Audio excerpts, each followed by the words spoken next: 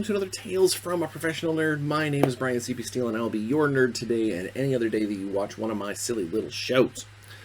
Hello, everybody.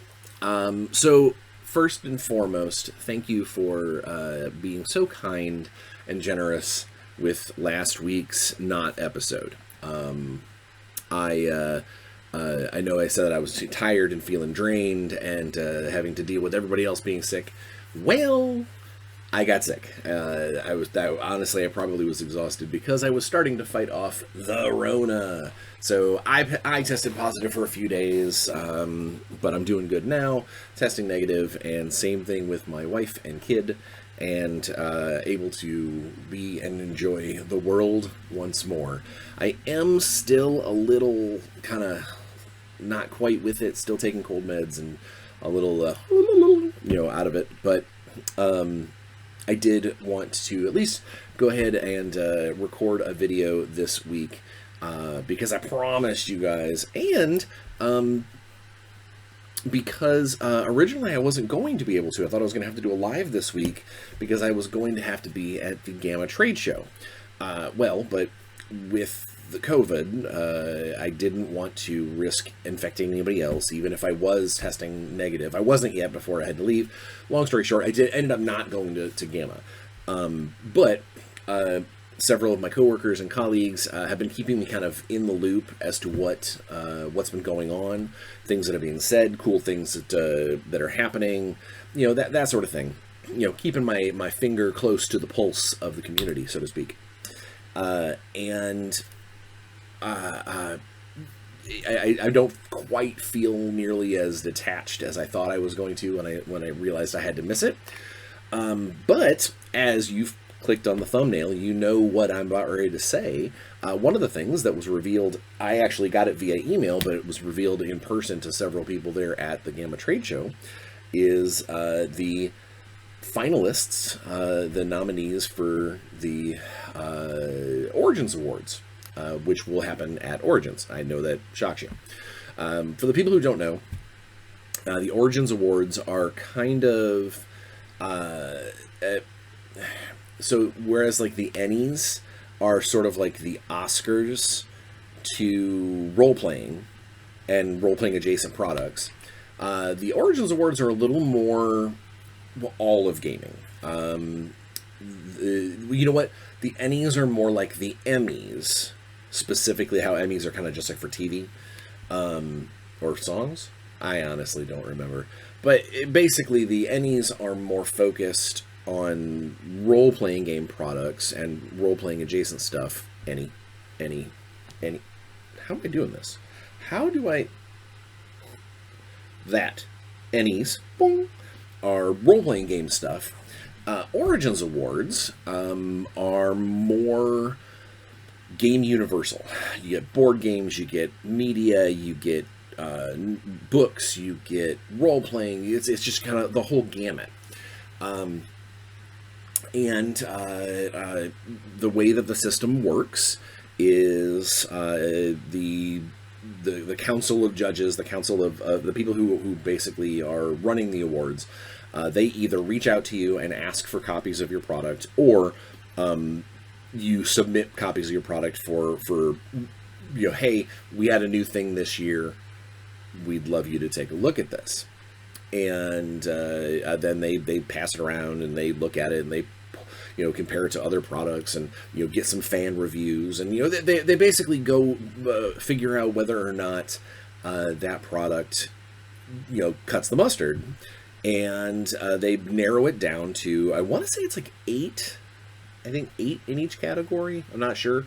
They narrow it down to a handful of finalists, and then the finalists are judged by the council, and then also there is a fan component. They will eventually put out an online survey, which of course I will be linking to here, and on every other social platform, basically letting the fans say, hey, these are the games that we like. And so that way, it kind of creates a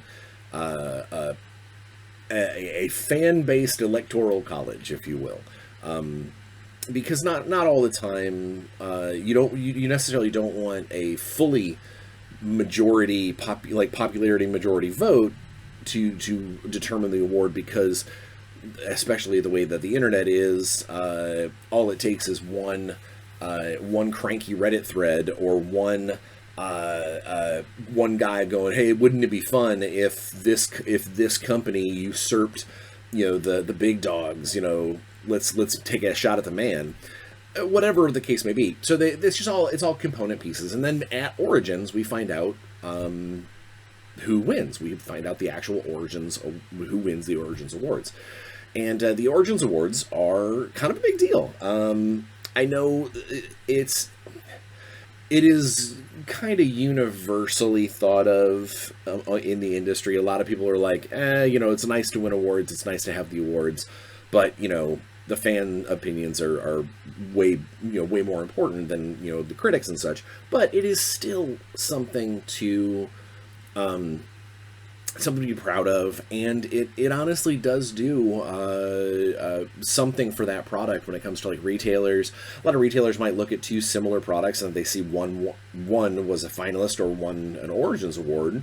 They might be more likely to lean that direction, or some gamer who's like, I'm looking for a new game, they may jump onto some website that says, okay, give me the top 10 rated games.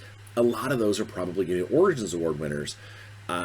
Whatever the case may be, it is, whether or not you have stake or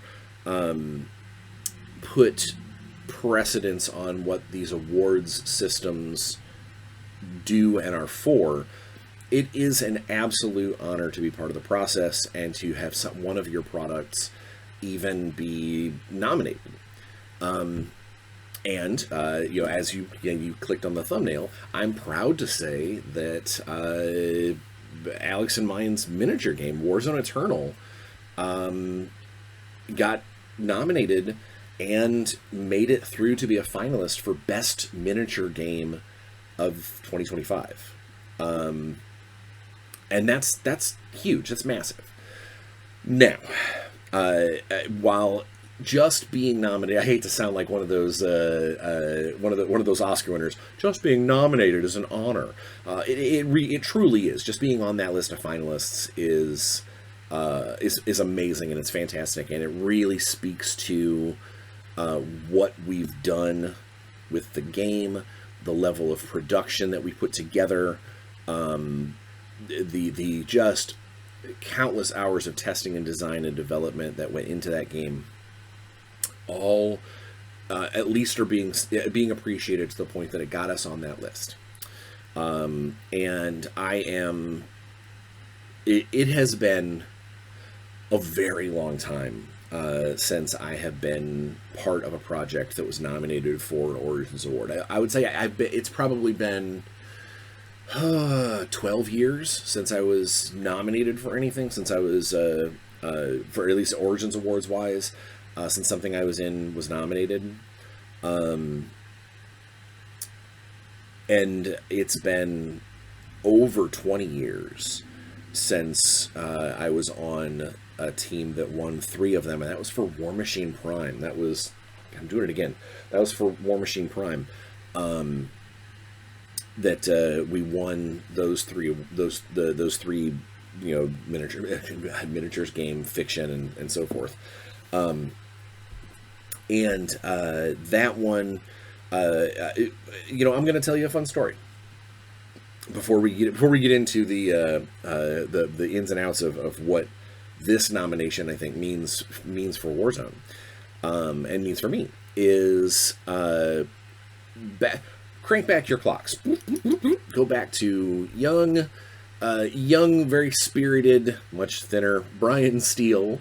It was before I even was adding the CP to my name. I had put many hours and many thousands of words into creating the setting for War Machine, and therefore also the Iron Kingdoms. War Machine Prime specifically, the very first black and white War Machine book. And I was super proud of it. It was amazing. I had all these wonderful moments where people were playing and hearing people talk about characters that I've created and philosophizing about them and all this great stuff. And that was amazing. That was absolutely just tops. Fast forward to the following summer, where Matt Wilson reaches out to me. Actually, I think it may have been Bryan Steele that reached out. But regardless, someone at Privateer reached out and was like, hey, make sure that you are available on, X night. I think it was Saturday night. It might have been Saturday night. I think Saturday night is when they have the award ceremony. And because we have been nominated as a finalist for these various categories. And it was multiple. That book got multiple noms, and it was awesome. It was amazing. I was like, no way, that's crazy.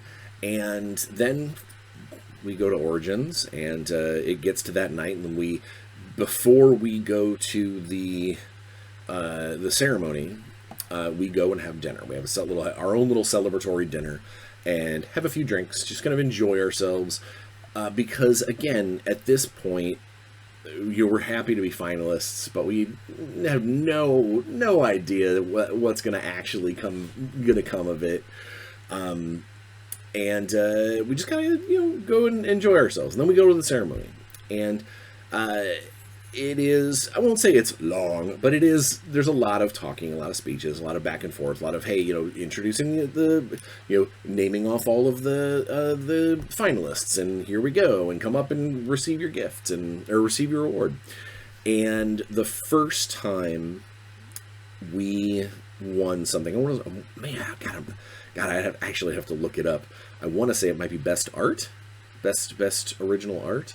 Which makes sense because Bryan Steele and Matt Wilson were the artists on that. But the first time we get up there, we all go up there because we kind of went up. We went up as a team. It was like the four or five of us, and we received the award.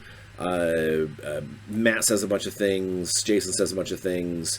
And then it just kind of automatically, it was the way that we were just sort of walking down the line that, Rob and Brian and I, we all kind of stuck our head and we're like, thanks, this is awesome, woohoo, that kind of thing. No big deal, no major speeches. We let, Matt and Jason do all of that. And then we win the second one. And we get up there, and there's a little more talking, a little more, can't believe that this is a thing, and love that you guys enjoy the game. It's good. We're going to take it great places. We sit back down, and then we win the third one. We win that third that best minis game that year, and or best miniature product, I think was the name of that award. But we get back up there, and at that point, we all kind of it's almost to the point where you have nothing better to say, you have nothing else to say. You're just like, all right, thanks, see you next year, that kind of thing. But then when we're done and the ceremony's over, and we go back, we actually ended up going back, had a couple celebratory drinks, and then went to the Midnight Madness tournament, which was a just for fun, crazy pants tournament.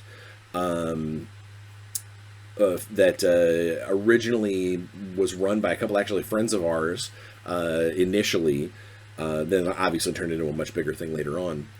But we went there and we brought the Origins Awards with us, and we show up to this, I want to say Midnight Madness that first year was maybe like 14 people, 15 people, give or take. And we show up, maybe 20, and immediately the whole end of that room just erupts with because they were playing this tournament. They had no idea what was going on. They didn't know that they were now officially winning or playing an award-winning miniatures game. That they were part of they're at the ground floor. They're part of the startup of something that would end up being a massive franchise. War Machine and Iron Kingdoms became enormous. It honestly is what helped make my career. And I remember a combination of that goofy feeling of being on stage, accepting awards, and but that paling in comparison to seeing the joy, the active joy on the faces of the people playing that tournament when we came back to tell them that we won. And it was that feeling. It was that I don't want to say admiration, because it makes me that's not me. I don't want them to be like, yes, I'm an award winner, love me. That's not my bag. But it was the appreciation, the congrats guys. A whole corner of that minis hall was just excited and happy for us. No bitterness. No. Well, you didn't go up against anybody, important. Nothing like that. It was just a bunch of fans of a game that we have created, of a world that we had created, excited that we were seeing the accolades. And it was that moment that I knew that I didn't want to do anything else. I knew I didn't, not didn't want to do anything else. I just want to keep winning awards. It was the fact that I knew at that moment that things I was helping create, stories that I was telling, made people happy enough to be excited when their new favorite thing wins an award. And that concept has been with me ever since. It has been one of the benchmarks of my entire career. Not winning the award so much as the seeing what good products mean to gamers, especially good products that they're actively enjoying. And that's always been something that I've wanted to be a part of forever. Everything that I write, obviously people who make games, they want to make a paycheck, but it's also hopefully people are making games because they want to make games that will let people enjoy themselves. That will expand fun and be a thing, and maybe be that person's next favorite thing. And that's always been my goal. Not to be that person's next favorite thing. It's nice, but just to make sure that I'm helping people be happier. I'm helping people ignore some of the gloom of day-to-day life, the banality that seeps in from a 9-to-5 job, or especially right now, the world outside that window has a lot going on that is no fun. And if I can create something or be part of something that helps make some of that go away, if only for a little while, give somebody that escape, that's what I knew I wanted to do. And I have been ever since. There's been some ups and downs. There's been some dry times when contracts weren't around, and some definite highs and lows, peaks and valleys and the like along the way. But overall, I have been very happy and very fortunate. And about 5 years ago, when Alex reached out to me to help him design and give new life to a new version of Warzone that heralded back to the old feel, I jumped at the chance. And it was steady work, but it was also something that I really did believe in, and something that I loved, inside. And I was working with someone who loved it even more than I do. And that became kind of our mission statement, was to create a game. Alex jokes and he's like, I'm not doing it to get rich. I'm doing it to bring back this thing that I love. And I do think that is a lot of what helped us create Warzone Eternal to be the game that it is we wanted to create a game that we wanted to play. We wanted to create a game that was loyal to all of the things that we loved about the Mutant Chronicles, but also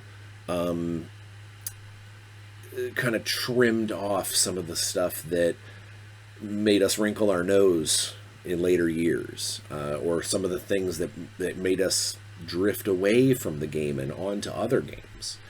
We wanted to create that same feel that we would get back in the 90s of when a new model would come out for a faction, whether it's my buddy's faction or the one that I play or whatever. Just the excitement level of, yeah, that's what we want. And that all kind of got distilled and changed and morphed and whatever, and Kickstarter, and it all came down to trying to create the best game that we could and can. Later on, obviously, we attached ourselves to Transatlantis Games to give us a bigger audience, and we're working with them to make that a reality. We've had a couple of releases. We've got Adepticon right around the corner for our next big Eternals tournament, and it is so cool to see this game going the way it is.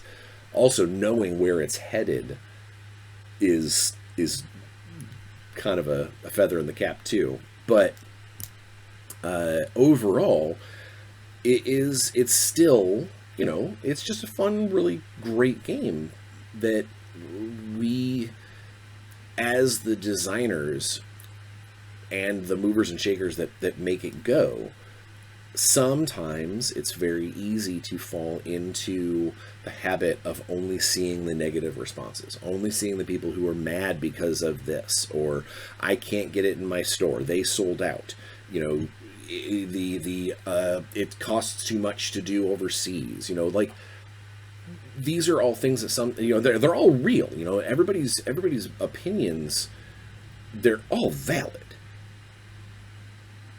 And as a designer and as the people that are at the heart of the game, sometimes it can get a little taxing to see all that, to see just negative. And then you get an email like I got just last night. And that is that War Machine Eternal is a finalist for Best Miniatures Game of the Year, 2025. And it is intensely invigorating, even just to be nominated, just to know that silver sticker is something that we can put on our books from here on out, if we wanted to.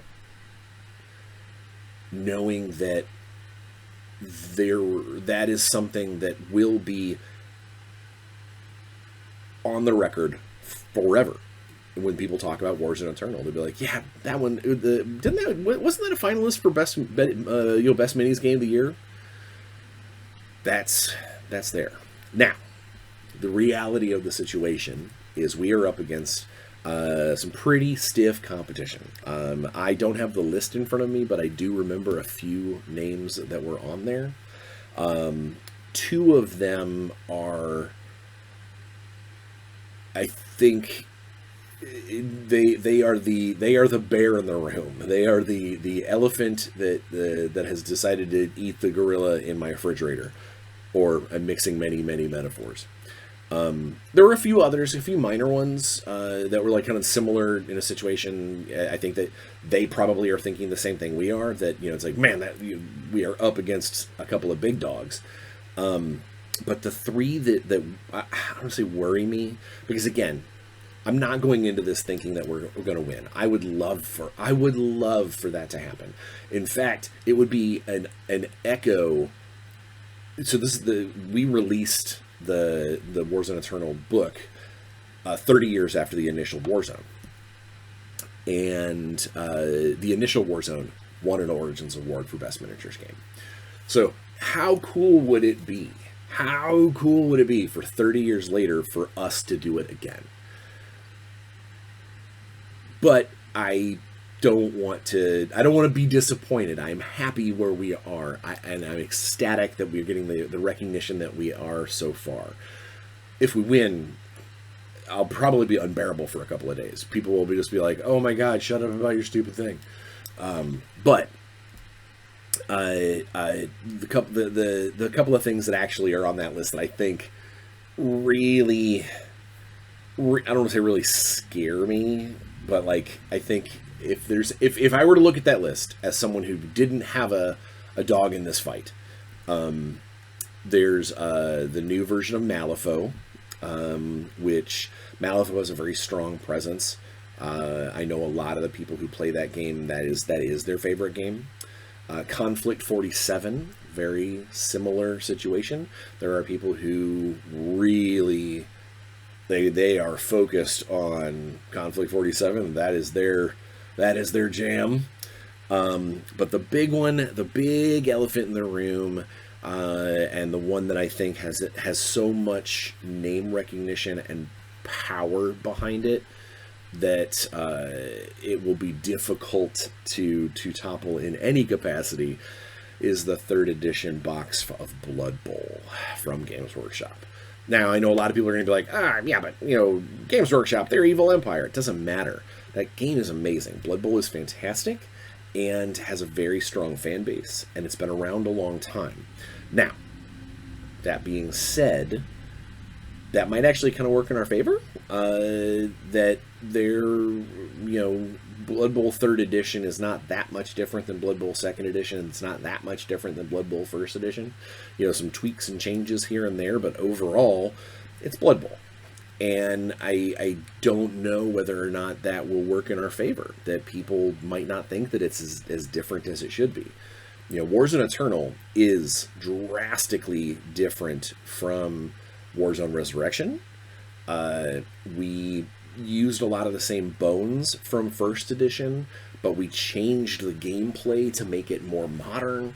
It's definitely a new envisionment. The models are hands down the best that have been created, and I won't take no for an answer. I understand the old ones have flavor and have their own feel, and they're great for their time, but no one should be able to argue that the Warzone Eternal minis aren't sick as hell for Mutant Chronicles stuff.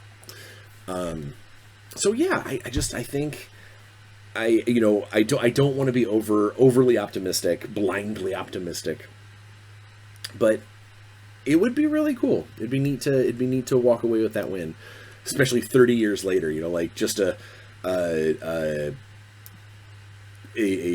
blast from, hey, 30 years ago, the original Warzone won this, and it's stuck around. It's gone through many changes and evolutions, many versions, many formats, and here we are again, making another amazing Mutant Chronicles Warzone miniatures game that is being recognized for what it is.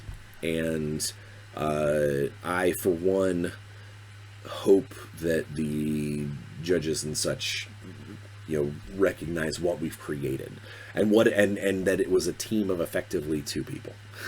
2 people and some playtesters. Obviously we take into consideration layout and things, there is a larger team at stake, but like when it comes to the creation of the game itself, it's just Alex and me and our playtest team that helped us polish what we were creating and still do. Yeah. So that is that's what I wanted to announce and what I wanted to say to everybody, and for if you have people to talk to and things to send out to the world when electronic voting for the Origins Awards stuff begin to happen, definitely watch all of our socials, because I'm going to be telling everybody and their brother about it to please vote for us, because it would mean a lot to us, to the game, and to the gamers out there. I want to give them that same feeling that I had back in 2003 with War Machine, coming to Midnight Madness and telling everybody, "Woohoo, we won!" I would love to be able to do that again, whether it's here on the channel or at the Eternals tournament next year or whatever. It would be awesome. But all in all things considered, even if we don't get a single vote beyond ourselves, even just being a finalist is fantastic. It means an absolute lot to me and Alex, and now to our tag brethren, our Transatlantis Games brethren, who are helping us get the game out to a larger audience. Funny how the worlds work, you know? So if that's all you came for, just the meat of the meat of the episode, we'll see you later. But I hope you'll stick around, because now it's the Week in Bryan. The Week in Bryan. So on a personal level, like I said, I had the COVID, and then I got better, and now I'm feeling much better. I'm still tired, but I'm doing okay, and I'll be getting back to the gym, you know, now that I'm not incommunicable and whatnot. In general, fantasticness, I would say. I did find out also, speaking of personal stuff, I did find out that I am going to be one of the special guests out down at MomoCon in May. MomoCon's down in Atlanta, and I'm excited. Sounds like I'm going to do some role-playing game stuff down there. Probably do like a signing table or two. It's going to be fun. It's going to be great. And probably will be the second place that people will be able to start playing the Thundercats role-playing game. Actually, there's a chance that people might actually already start having copies by that time. Woo!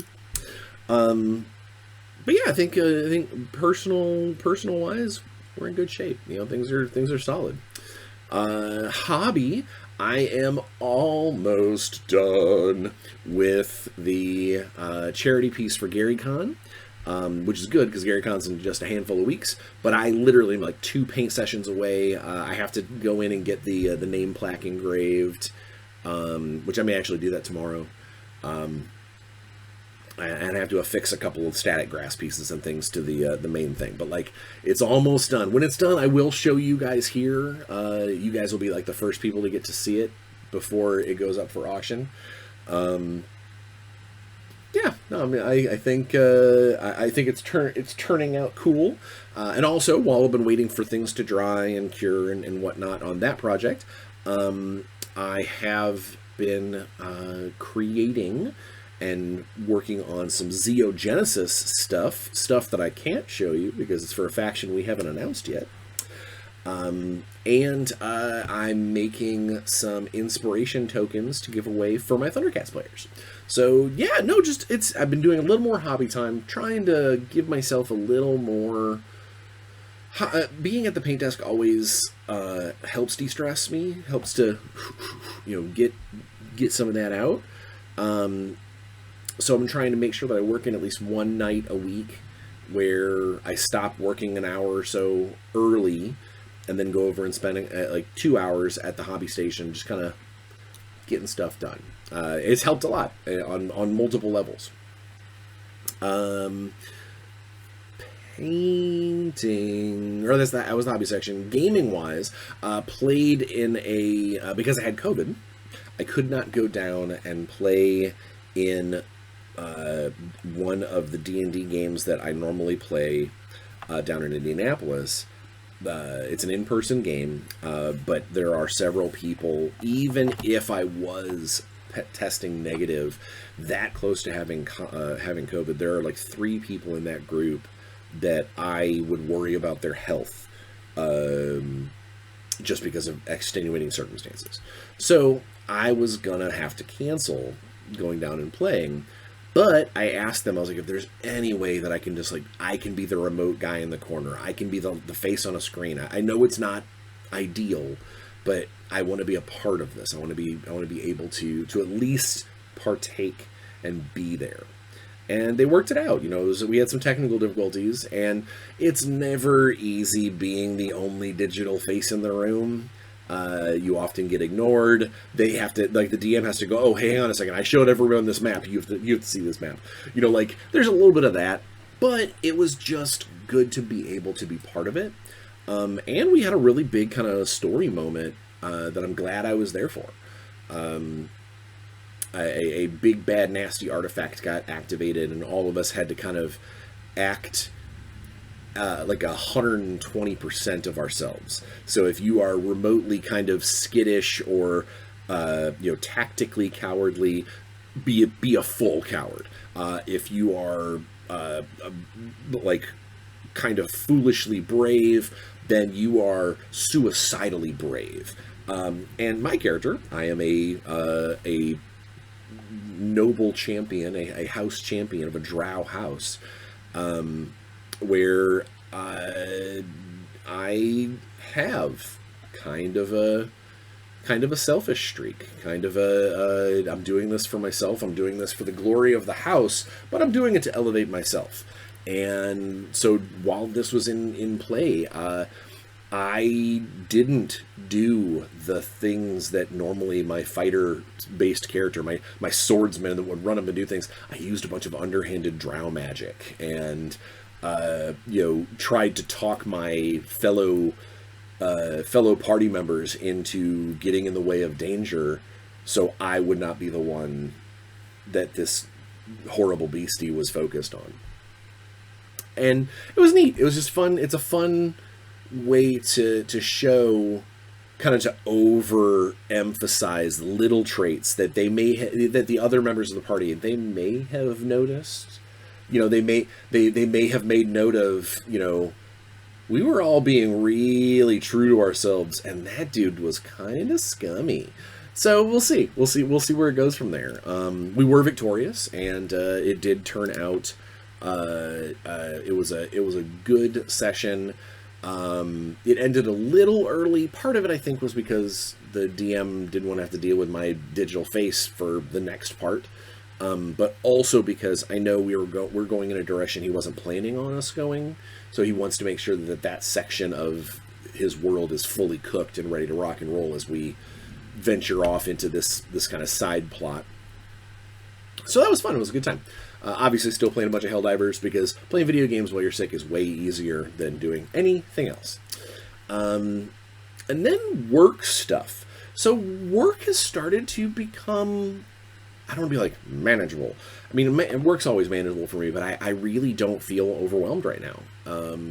I'm almost done with all the Dungeon in a Box Silver Deep monsters, which is cool because I've started to see some advertising online for that product. So I'm excited that people are going to start playing with my monsters. And I'm making really good headway on the Throne World Saga book for Intergalactic Heroes. Starting to make some good headway on the Shadowrun novel again. Obviously, Xenogenesis and Warzone, they get some of my day every day. And Secret Project, we're getting so close to being able to tell you what Secret Project is. And I actually received back a bunch of notes on Secret Project from one of the partners involved. The one, honestly, that I was the most of, I was worried about the first one because it's their world, and I'm hoping that I was doing a good job. Turns out I was, so I'm happy about that. Those notes from that part of the project were fine, easily adjustable too. Which then left us the second part of the client that I know I'm being vague, but their notes had the possibility of making some pretty sweeping changes because of technology, because of if something can't be worded this way, if something has to be delivered a different way because of the technology of how this is being presented. So I was actually really worried about these notes. Well, we got those in, and I am very pleased to say that while it is going to be a couple of days worth of fixing and extra words to make it fit the way they need it to fit into their program, they seem to be happy with it. So at that point, that means that pretty much everybody involved is pleased with how it's coming along. And as soon as we get the opportunity to tell everybody and see the fans' reactions, yeah, super close. Have to be getting close.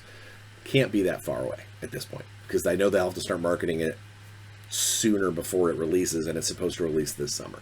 So, knock on wood, I'm excited. Yeah, I think that's pretty much it, which is weird because, again, I normally have so much, this, but I've been doing my best to start to focus on individual products and individual projects. Only have a couple of things going at a time. I know I just set out like 5 things, but some of those things are constants, and so mentioning them every week about the fact that I'm doing work with them every week is silly. You know what? We did have a press release at Gamma. Evil Genius had a press release talking about how the first, apart from the Throne World Saga, which is our own property, our first outside licensed property that's going to attach to Intergalactic Heroes is Valerian and the City of 1,000 Planets. It is extremely early in the concepting stage. I know I have a handful of ideas of what I want to do, and obviously there will be some cool, new alien origins, and there'll be some new technologies and things. But I do think that it's a hell of a backdrop. That City of 1,000 Planets is a hell of a backdrop to be able to do lots of different things. But we might want to take a look at the tone. Maybe we change the tone up on this one and make it, Throne World Saga is very Babylon 5, very Star Wars real feeling. And I know that one of the things that we want to do later is like a space horror, an Event Horizon style, really sink your teeth into the void between the stars. Maybe Valerian, because it's got some goofy aliens in it. It's got some silliness. It's got a bubble gun. Maybe we angle it toward a little more of a comedy, not like just jokes or anything like that, but maybe make it a little more lighthearted, making it a little more accessible to the people who don't want the grit and the grimdark. But again, it's super early in the concepting, but we did make that announcement that it is the first licensed property outside of the Throne World Saga for Intergalactic Heroes, which it's awesome. It means that Dave and the Evil Genius crew really do believe in what we're creating, to attach resources and take risks by adding Hollywood licenses to my line. So we'll see where that goes from there. I think apart from that, that's pretty much it. I do have one really cool announcement to make. That is a channel-based announcement. So it is the beginning of a new month, meaning that the February prize raffle, comment raffle, has been verified.